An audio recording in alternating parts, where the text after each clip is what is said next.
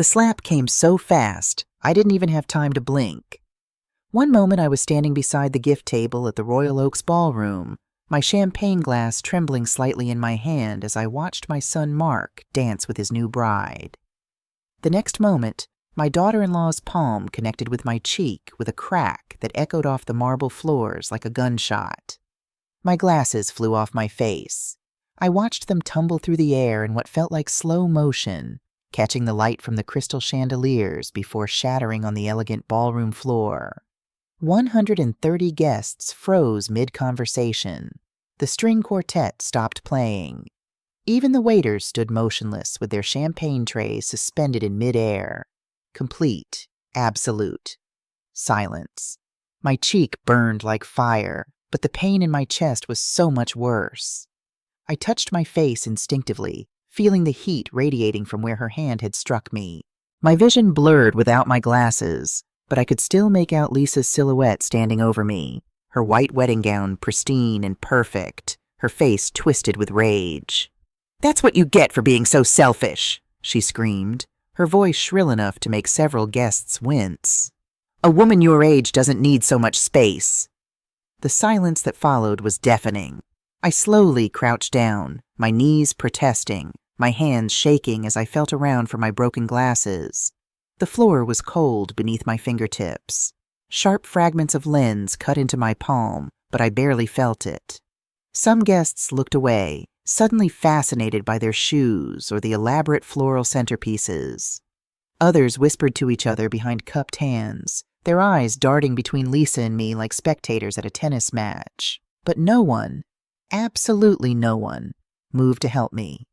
My son Mark stood 10 feet away, his gaze fixed on the floor as if I had become invisible, as if his mother wasn't on her hands and knees, bleeding, humiliated in front of everyone we knew.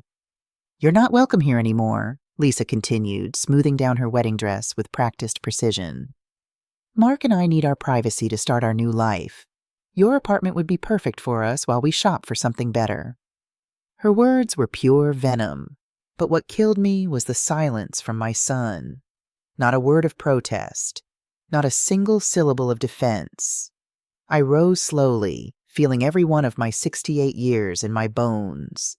Tears streamed down my face, but inside something had shifted. Something fundamental had broken and could never be repaired.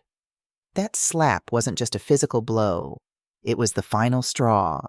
For years I had lived quietly, keeping my head down, accepting their condescending comments about my worn-out clothes, my old car, my simple life. But this had crossed a line that should never have been touched. What none of those people staring at me with pity knew was that I had secrets. Secrets that would change everything. Secrets that not even my own son knew. I walked toward the exit with as much dignity as I could muster, my broken glasses clutched in my bleeding hand. The whispers followed me like a toxic cloud. "Poor thing, she looks so fragile," murmured someone I recognized as Lisa's aunt. "The bride is right. That woman can't take care of herself anymore," added a cousin of Mark's. "She should be in a nursing home, not living alone," another guest commented with false compassion. Each word was acid on an open wound. I pushed through the ballroom doors into the cool evening air. My hands were still shaking as I fumbled for my cell phone in my worn black purse, a purse I'd used for 5 years, not because I couldn't afford a new one, but because I'd learned to value practicality over appearances, something my daughter-in-law would clearly never understand. I dialed a number I knew by heart, a number I hadn't used in over a year because I had naively hoped it would never be necessary.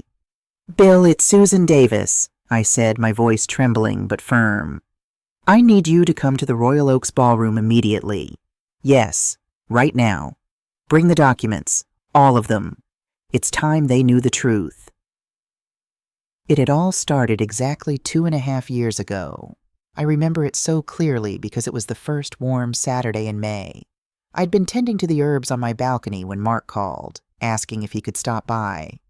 There was something different in his voice, nervous, excited, like when he was a boy and had a secret he was bursting to share. "Mom, I want you to meet someone very special," he'd said when he arrived at my door, practically bouncing on his heels. And there she was, Lisa Peterson, 28 years old, with perfectly styled blonde hair that must have cost a fortune to maintain, designer jeans that probably cost more than my monthly grocery budget, and a smile that didn't quite reach her eyes. From the very first moment, I knew something wasn't right. She stepped into my modest 2-bedroom apartment, and I watched her eyes sweep the room with the practiced efficiency of a real estate appraiser. The secondhand sofa I'd bought at a church sale, the faded curtains I'd made myself 20 years ago, the small kitchen with its outdated appliances. But I also noticed how her gaze lingered on the crown molding, the high ceilings, the large windows with their glimpse of Central Park in the distance. This building might look unassuming from the outside, but I knew what she was seeing. Prime Manhattan real estate, a location that would cost millions today.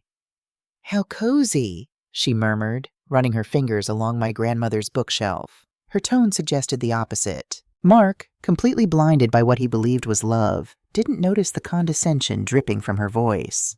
"Mom made us dinner," he said proudly, guiding Lisa toward the kitchen table where I'd spent all afternoon preparing pot roast, his favorite since childhood.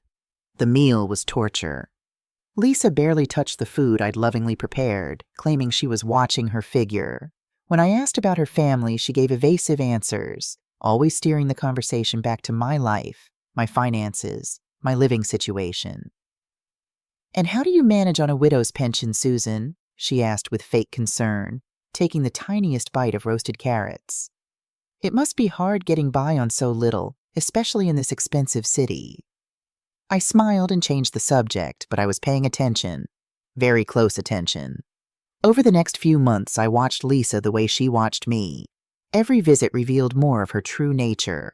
She made comments about how outdated everything in my apartment was, about how I deserved something better in my golden years. But her eyes always returned to what really mattered: the prime location, the square footage, the potential value. One afternoon, while Mark was in the bathroom, I overheard her speaking softly on the phone in my kitchen. "Yes, Mom. His mother's apartment is in a super expensive area. If I can get her to move somewhere smaller, we could stay here until we have our own place. She's so naive she'll probably even thank us for helping her with the transition." Her words cut through me like a knife, but I kept my composure when she returned to the living room, all smiles and innocence. From that moment on, every interaction with Lisa became a carefully orchestrated performance. She played the concerned daughter-in-law worried about her mother-in-law's well-being. I pretended to be the vulnerable old woman who needed guidance. But inside, I was gathering information, observing, understanding her true motivations. It was like a game of chess where we both thought we were winning. The pressure built gradually over the next year, so slowly that someone less observant might not have noticed. But I'd learned long ago to pay attention to patterns. It started with subtle suggestions during family dinners. "Susan, I've seen some lovely apartments for people your age," Lisa would say, sliding glossy brochures across the table. "All-inclusive services, no maintenance worries. You could finally relax." Then came the concern about my safety. "You can't keep living alone at your age," she'd insist, her voice dripping with false worry.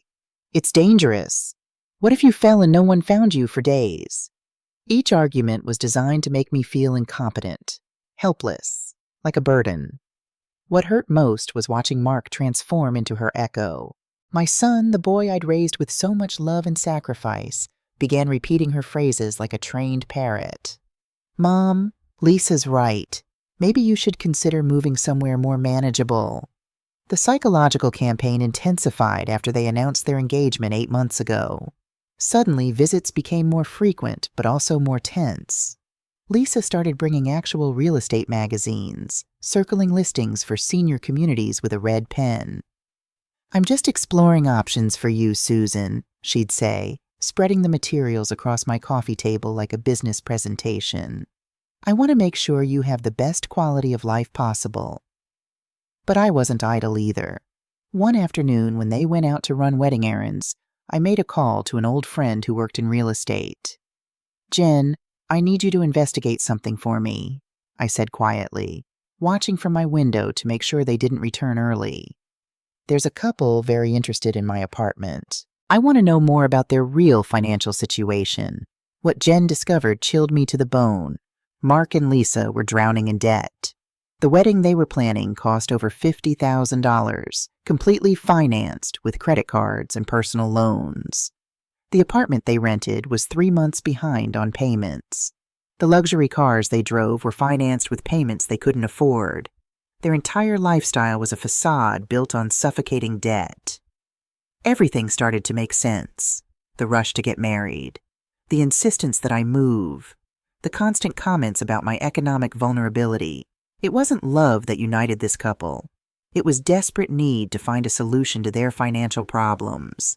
And my apartment, located in one of the most exclusive areas of the city, was their lifeline. The revelation hit me like a punch to the gut. My son, the boy I'd raised with values of honesty and hard work, had chosen the easy path of manipulation and deceit. He'd allowed an ambitious woman to convince him to see his own mother as a resource to be exploited rather than a person to be loved and respected. 3 weeks before the wedding, their attempts became aggressive. "Susan, you can't keep being so selfish," Lisa had said, her mask finally slipping. We were alone in my apartment, and she didn't bother with the fake smile anymore. "Mark and I have sacrificed so much for this marriage. The least you can do is help us with housing." Her words no longer wore any pretense of concern. It was a direct demand disguised as a family favor. That night, I made a phone call that would change everything. "Bill, I need you to prepare some documents," I told my financial advisor through tears I could no longer hold back. "It's possible I'll very soon have to reveal information I've kept secret for years." What Bill Patterson knew about me could fit into a single folder, but that folder contained the truth of who Susan Davis really was. The next morning, I sat in Bill's downtown office, looking at documents most people would never believe belonged to the elderly woman who worked part-time at a flower shop and drove a 10-year-old Honda Civic. "Mrs. Davis," Bill said, his voice gentle but professional, "your current investment portfolio stands at $5.4 million. He turned the page. "The downtown office building generates $50,000 per month in rental income. The Miami Beach house is currently valued at $2.8 million. Your municipal bonds mature next year at—" "I know the numbers, Bill," I interrupted softly. "I need to know if there's any way they could have found out." Bill shook his head. "Everything is in trusts and LLCs, just as you and Robert set up 30 years ago. Unless someone knew exactly what to look for and had access to sealed financial records, there's no way they'd know." I looked out the window at the city below. Somewhere out there, my son was planning his wedding, believing his mother was a burden he needed to manage. Robert and I had built this life together. He'd started with a small import business, working 18-hour days, making smart investments, gradually building what became a silent empire. We'd made a conscious decision to live modestly, to protect our privacy, to shield our family from the problems that visible wealth attracts. "Wealth attracts problems," Robert used to say, usually while wearing his favorite flannel shirt that I'd bought at a discount store. "Invisible wealth gives you power." I never imagined I'd have to use that power against my own son. The flower shop where I worked 3 days a week wasn't because I needed the money. It was because I liked staying active, connected to my community. The old car I drove wasn't due to economic limitations, but because unnecessary ostentation only brings problems. My apartment, the one Lisa coveted so desperately, was actually the least valuable property in my portfolio. I'd bought it not for its economic value, but for the memories it held.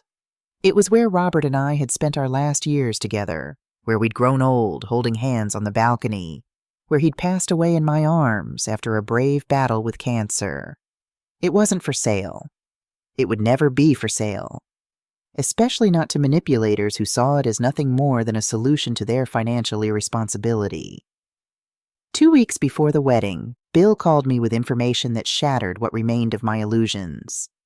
"Mrs. Davis, I've completed the audit you requested," he said, his voice heavy with reluctance. "I think you should sit down."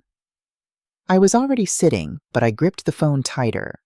"For the past 3 years," Bill continued, "you've transferred a total of $162,000 to cover your son's expenses, The number hit me like a physical blow. $48,000 for rent payments he thought were covered by work bonuses. $44,000 in credit card payments he believed were tax refunds. $18,000 for vehicle insurance he thought was a company benefit. $22,000 in miscellaneous expenses, and $30,000 as a deposit for the wedding venue. My hand flew to my mouth. $162,000. Money I'd been secretly transferring, thinking I was helping my son through a difficult time. Money that had actually been financing his transformation into someone I didn't recognize. "There's more," Bill said quietly. "For the past 6 months, Mark has been calling banks asking about loans against elderly mother's property. He's been researching legal procedures to obtain financial power of attorney over senior citizens." The room spun. My own son had been planning my systematic dispossession for months. "And the investigator's report on Lisa?" Bill hesitated. "Tell me." According to surveillance at her favorite lunch spot, she told her friends, and I quote, "I'm marrying an older, less attractive guy because his mother has valuable properties and no competing heirs. It's a strategic investment." I hung up the phone and sat in silence for what felt like hours. I had thought I was protecting my son. Instead, I'd been enabling his corruption. I'd been funding the very conspiracy designed to strip me of my dignity, my home, my autonomy. That night, I didn't sleep. I sat on my balcony, looking out at the city lights, thinking about Robert, about the values we'd tried to instill in Mark, about how love can sometimes become toxic when it refuses to let people face the consequences of their actions. By dawn, I had made my decision. At the wedding tonight, when Lisa had demanded my keys and I'd refused, I knew what would happen. I'd seen it in her eyes, the rage of someone whose carefully laid plans were being thwarted. I'd known the slap was coming. Maybe not consciously, but somewhere deep down, I'd known. And I'd also known that it would give me the justification I needed to do what should have been done long ago. Now, sitting in my car in the parking lot, waiting for Bill to arrive with the documents that would change everything, I felt something I hadn't felt in years. Peace. The peace that comes from finally choosing yourself, from finally saying no to people who treat you as disposable, from finally understanding that sometimes the greatest act of love is refusing to enable destruction. Headlights swept across the parking lot. Bill's black sedan pulled up beside my car. Through my broken glasses, I could see him getting out with a leather briefcase under his arm. It was time. Time for Mark and Lisa to meet the real Susan Davis. Time for them to learn that some women don't break when you slap them. They evolve. I sat in my old Honda, hands gripping the steering wheel so tightly my knuckles turned white. Through the car window, I could still see the golden lights of the ballroom, hear the music that had started playing again, watch the silhouettes of guests who had already returned to celebrating as if nothing had happened. As if I hadn't just been assaulted in front of 130 people. My cheek still burned. I could feel it swelling, the heat radiating from where Lisa's hand had connected with my face. In the rearview mirror, even in the dim parking lot light, I could see the red handprint forming like a brand. This was my son's wedding day, the day I should have been dancing, crying happy tears, welcoming a daughter into our family. Instead, I was sitting alone in a parking lot, bleeding from cuts on my palm from broken glass, my face bruised, making a decision that would change everything forever. "This is Mark," I whispered to my reflection.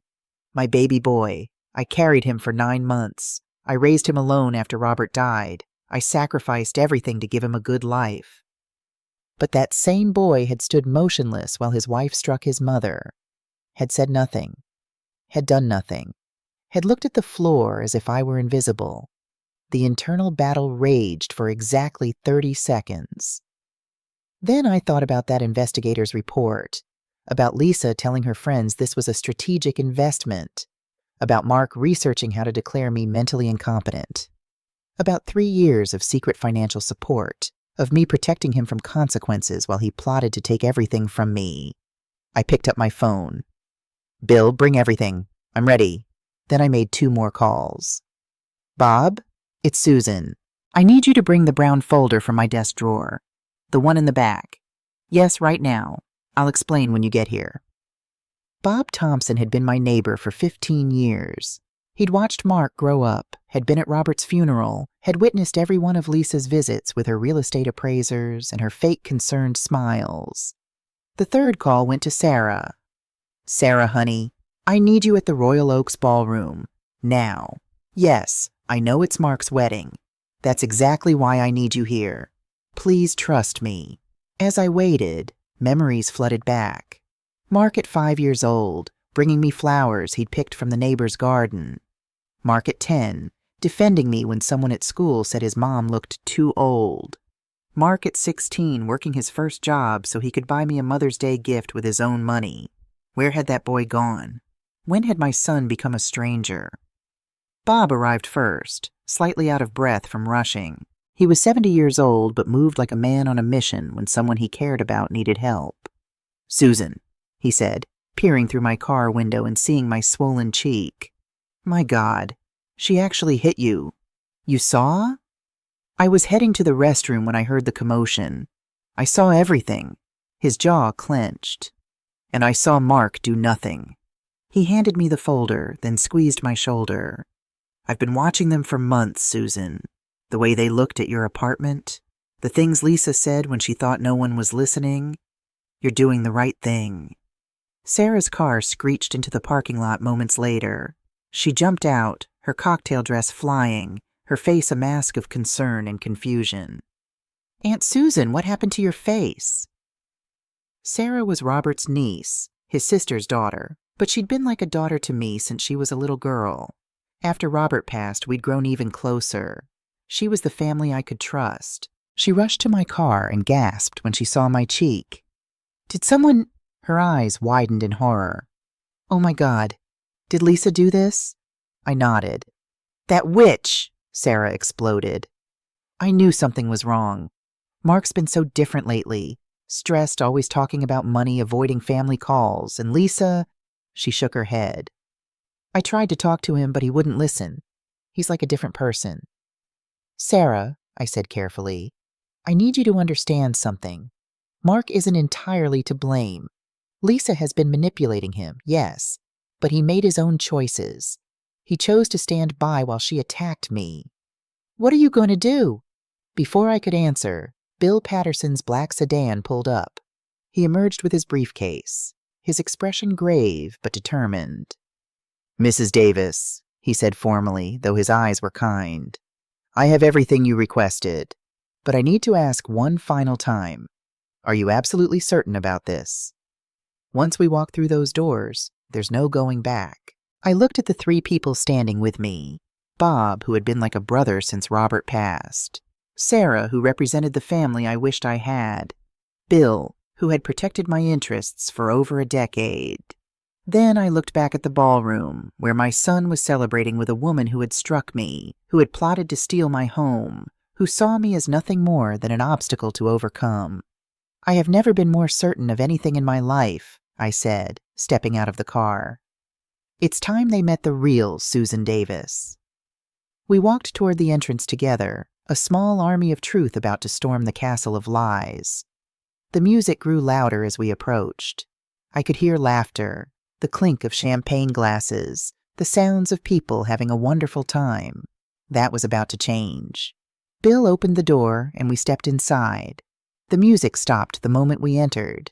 It was like someone had pressed pause on reality itself. 130 pairs of eyes turned toward us. I watched recognition flicker across face after face. Some guests looked confused. Others looked uncomfortable, remembering that they'd stood by and done nothing when I was attacked. A few, very few, looked relieved to see me return. Lisa was in the center of the dance floor, posing for photos with Mark. Her pristine white dress glowed under the chandeliers. Her makeup was perfect. Her smile was radiant. Until she saw me. "What are you doing here?" she shouted across the ballroom, her voice sharp enough to cut glass. "You already left once. Wasn't that enough drama for one night?" I heard the nervousness underlying her anger. She sensed that something had shifted.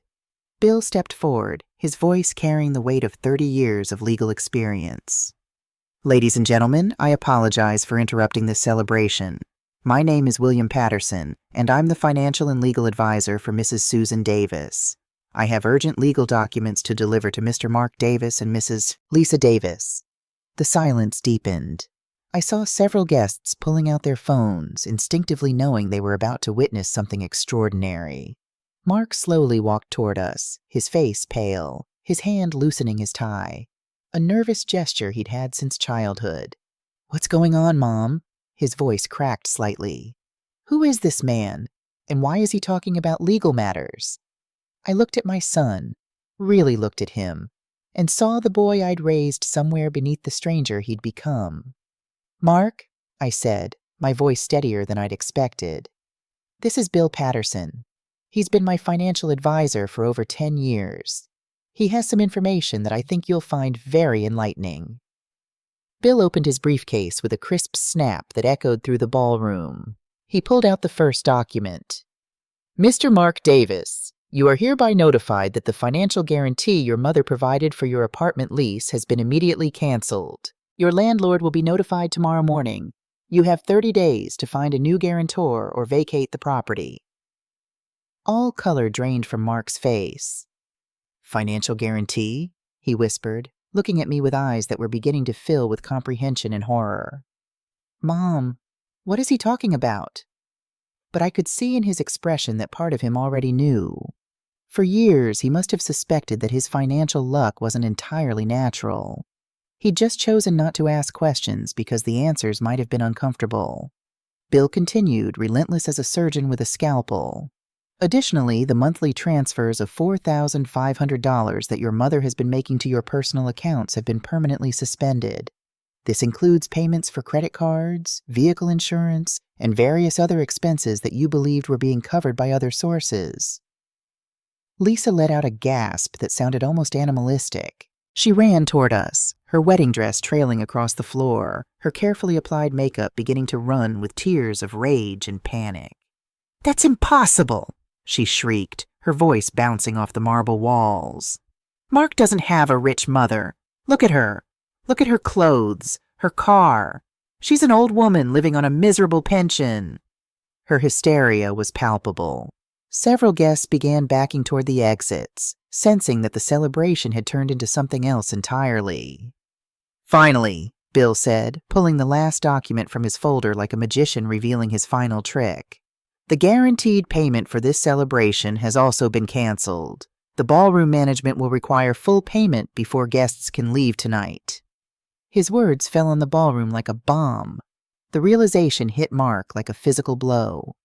I watched understanding dawn across his face in stages: confusion, disbelief, shock, and finally, devastating comprehension. "You," he breathed, staring at me as if seeing me for the first time. "You've been, all this time, you've been paying for everything." His voice broke on the last word, and for just a moment, I saw the little boy he'd once been. Vulnerable, confused, lost.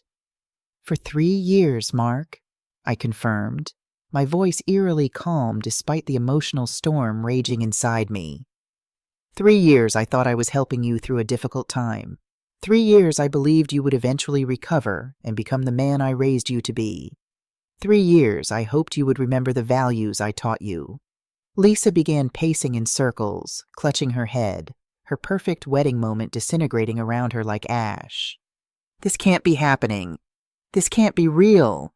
She whirled on me, her face contorted with rage. "You're a poor old woman. You work at a flower shop.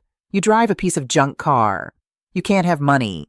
I met her eyes with a calm I hadn't known I possessed. "Appearances are deceiving, Lisa," I said softly. "For years, I chose to live simply because my husband Robert and I believe that visible wealth attracts problems." I paused, letting the words sink in. It turns out we were right. We just didn't expect the problems to come from our own family. The whispers exploded through the crowd like wildfire. Phones were raised, recording every moment. I could see the calculation in people's eyes as they mentally reassessed everything they thought they knew about the poor widow Susan Davis. "Mrs. Davis," Bill said, his voice loud enough for everyone to hear, Would you like me to proceed with reading the full financial details? The question hung in the air like a sword over Mark and Lisa's heads. Please, Bill, I replied with a serenity that surprised even me. I think everyone deserves to know the full truth.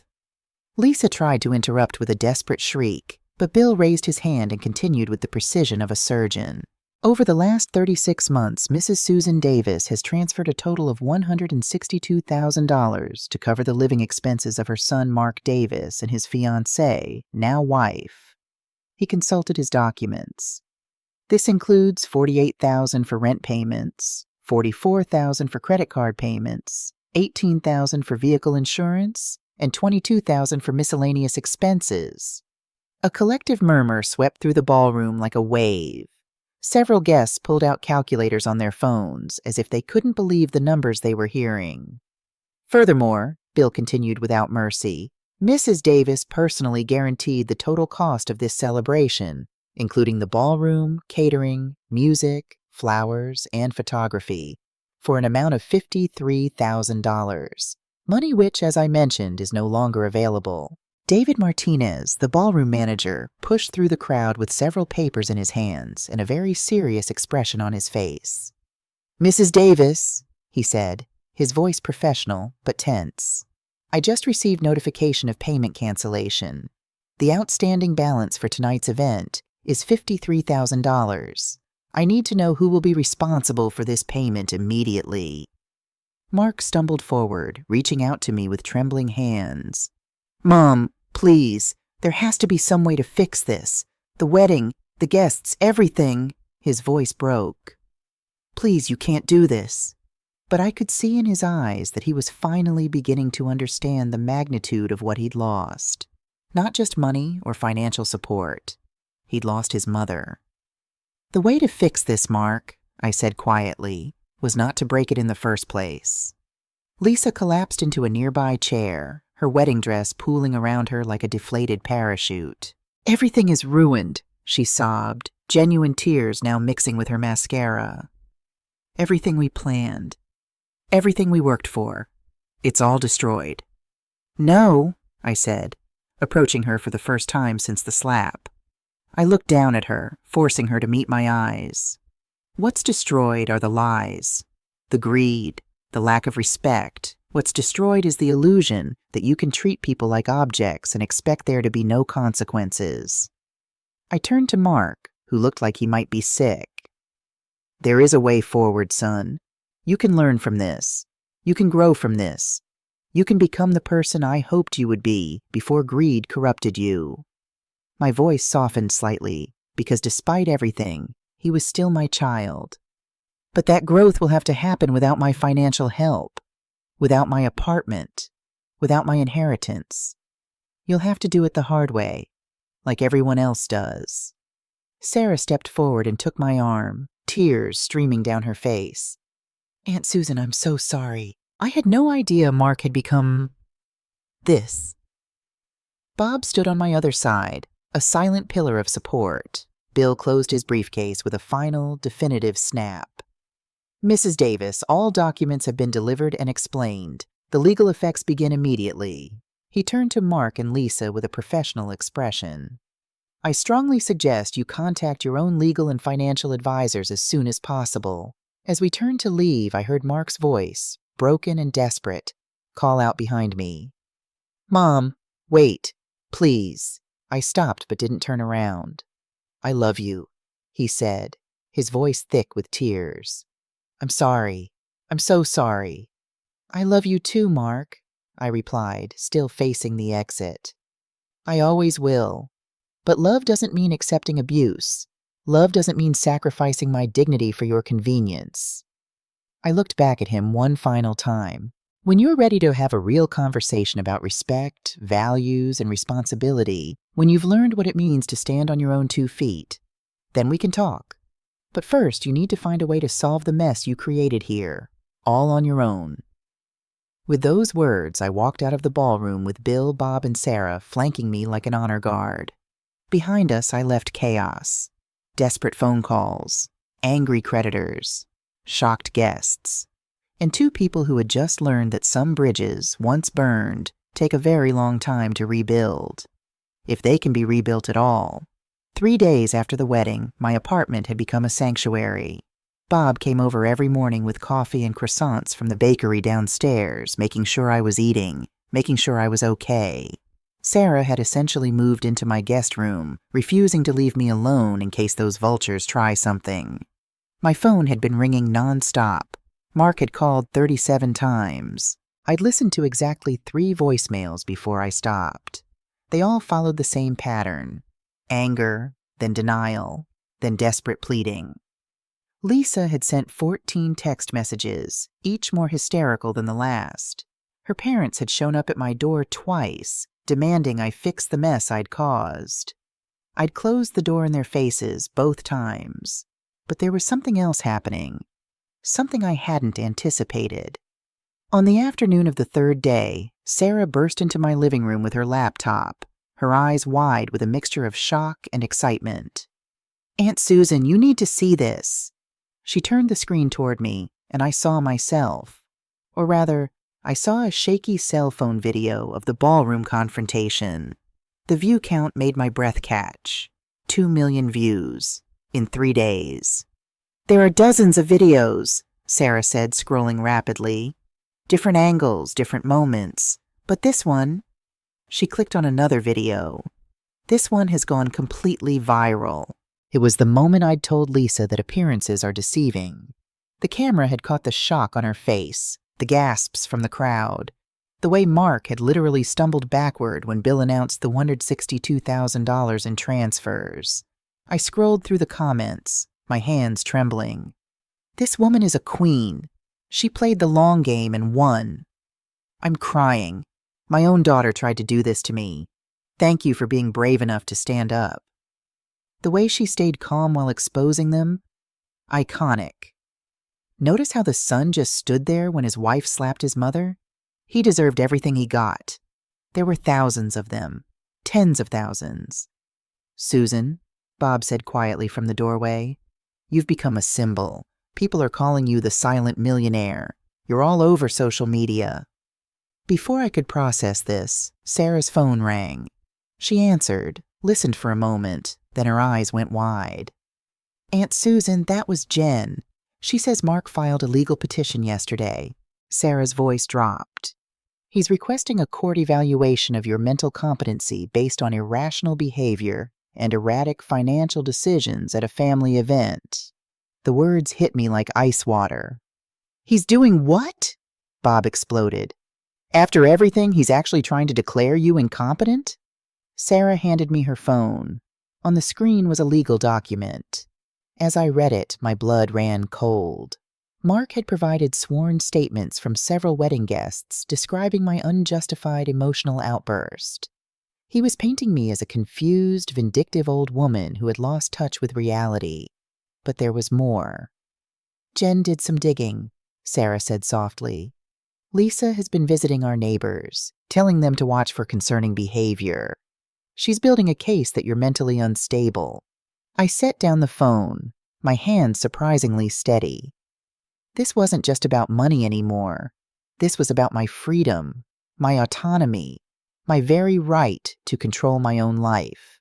They had declared war, and they were about to learn that I knew how to fight back. The next morning, my apartment became a war room. Bill Patterson arrived with 2 additional lawyers, Patricia Wong, who specialized in elder abuse cases, and Thomas Miller, whose expertise was in defamation law. We sat around my dining room table with files, documents, and laptops spread across every surface. "Mrs. Davis," Patricia said, her voice firm but kind, "we can fight this, and we can win. But I need to know, are you absolutely sure you want to take this step? Once we file our counterpetition, this becomes a very public legal battle." I thought about Mark as a little boy, holding my hand on his first day of school. I thought about the man he'd become, who was now trying to strip me of my autonomy rather than face the consequences of his actions. "I'm sure," I said. "What do we need to do?" Over the next hour, they laid out the strategy. We would file a counterpetition requesting the court to dismiss Mark's claim and issue a restraining order preventing him and Lisa from contacting me or coming near my property. We would also file for compensation for emotional damages. We have extremely strong evidence, Thomas said, pulling up photos on his laptop. Medical documentation of the assault, your bruised cheek. Multiple videos from the wedding showing the attack and the context. Bank records proving a pattern of financial dependence. Witness testimony from Bob about Lisa bringing real estate appraisers to your home without permission. And the viral videos work in our favor, Patricia added. It's hard to argue someone is mentally incompetent when millions of people are applauding the logic and justice of their actions. Bill leaned forward.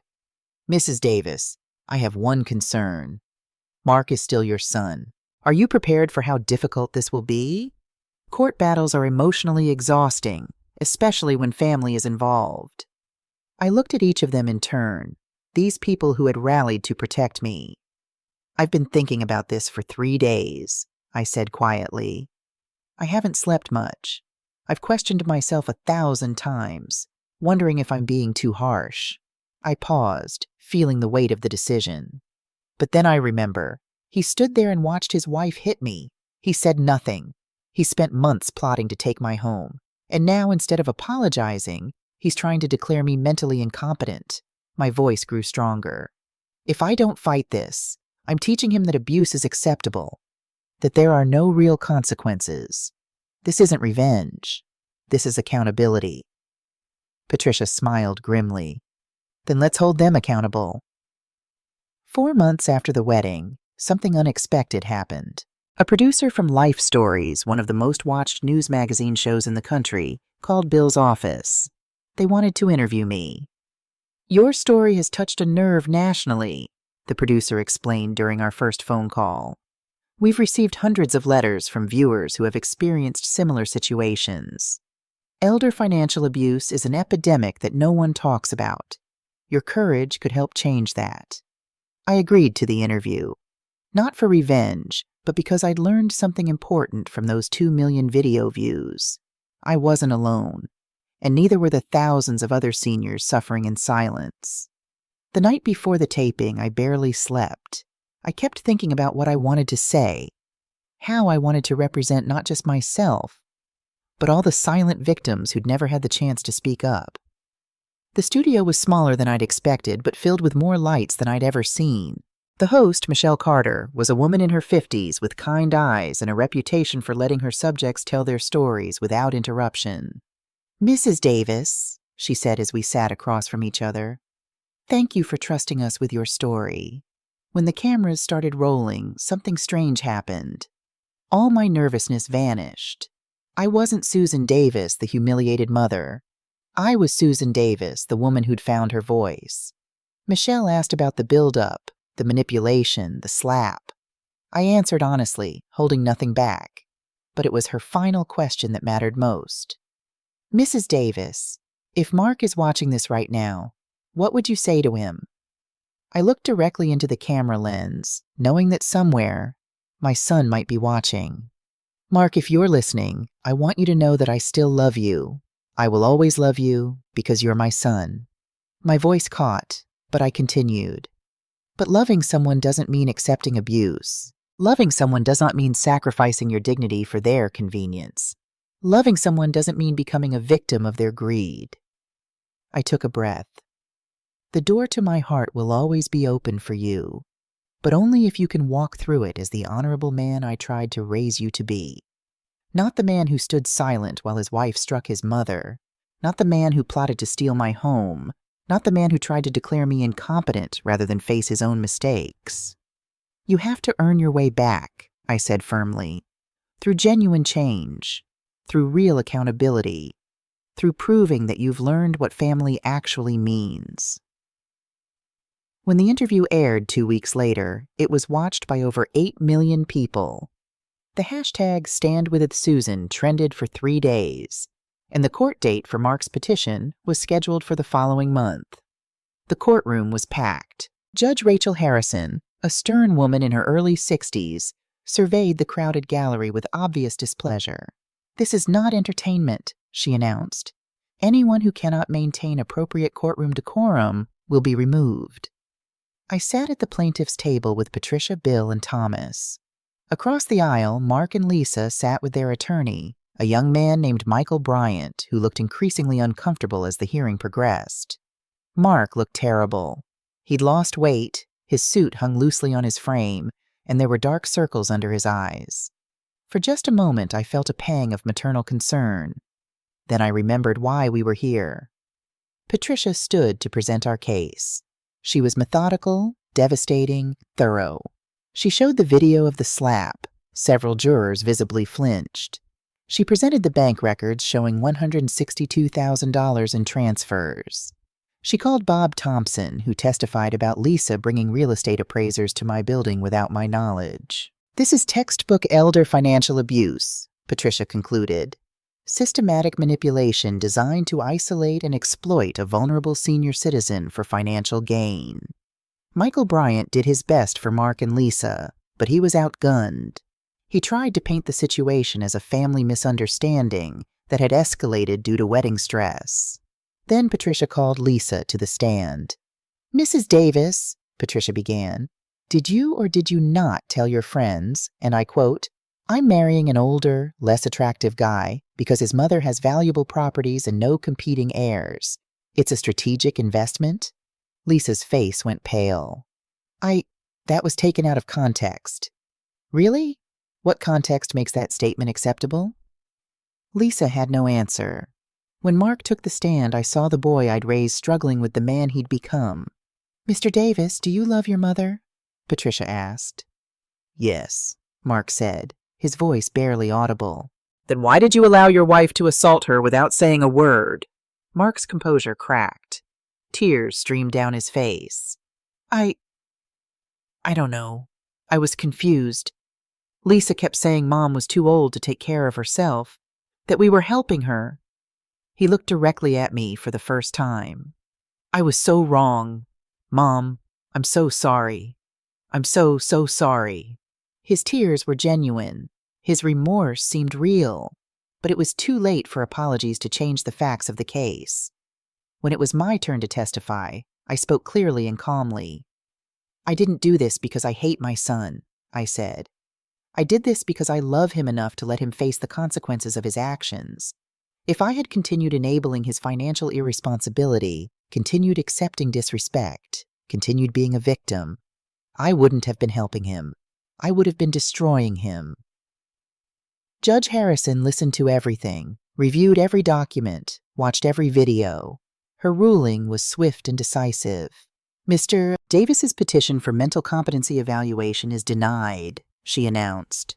"The evidence shows not mental incompetence, but rather a woman of sound mind protecting herself from systematic abuse." She turned to Mark and Lisa with steel in her eyes. "Furthermore, I am issuing a restraining order. Mr. and Mrs. Davis are prohibited from contacting or approaching Mrs. Susan Davis for a period of no less than 1 year. They will pay $45,000 in legal fees to the defendant, and they will complete a mandatory family abuse education program."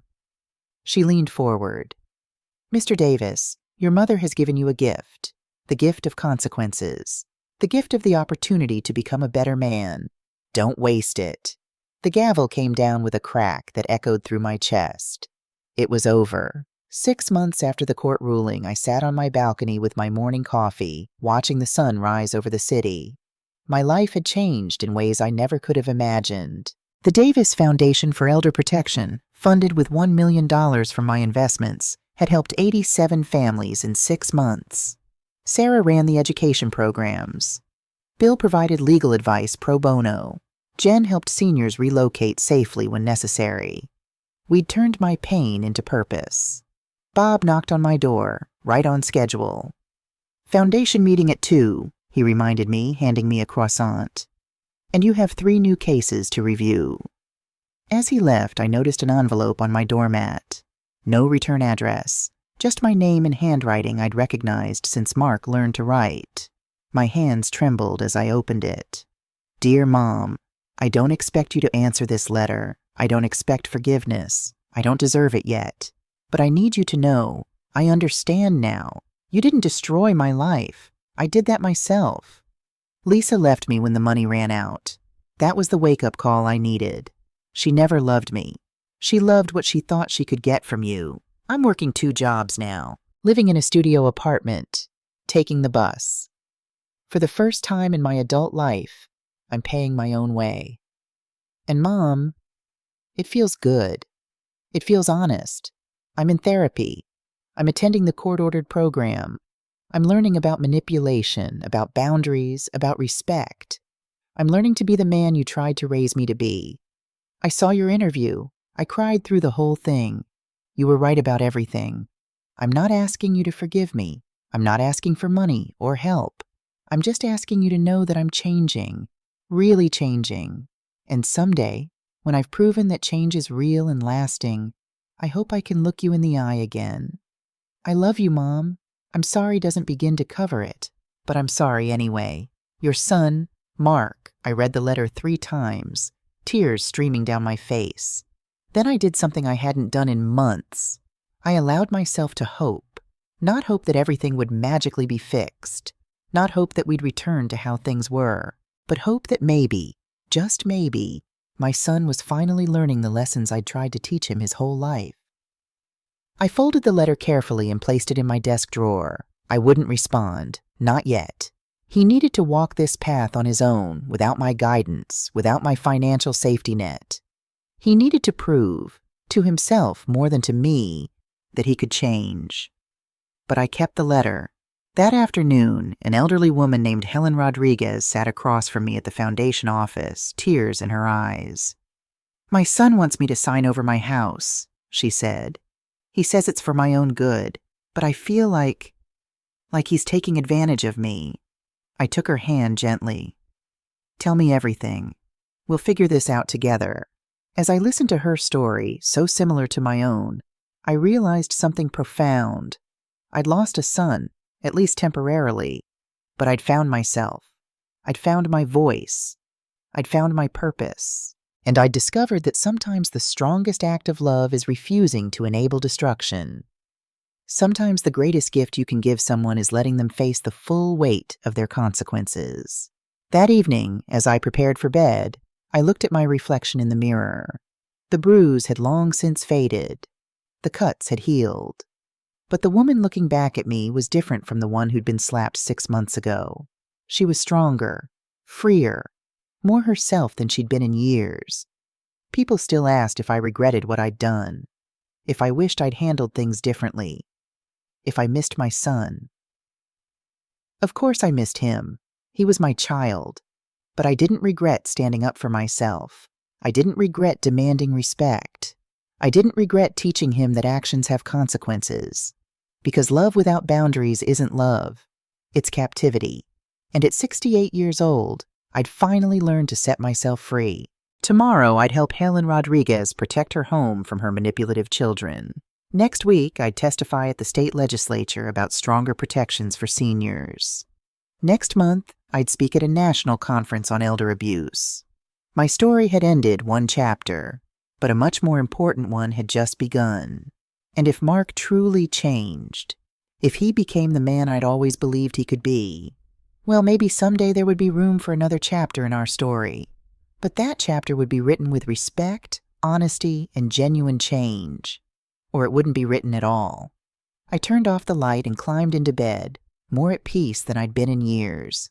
The slap that was meant to break me had instead set me free, and that, I realized, was the greatest victory of all.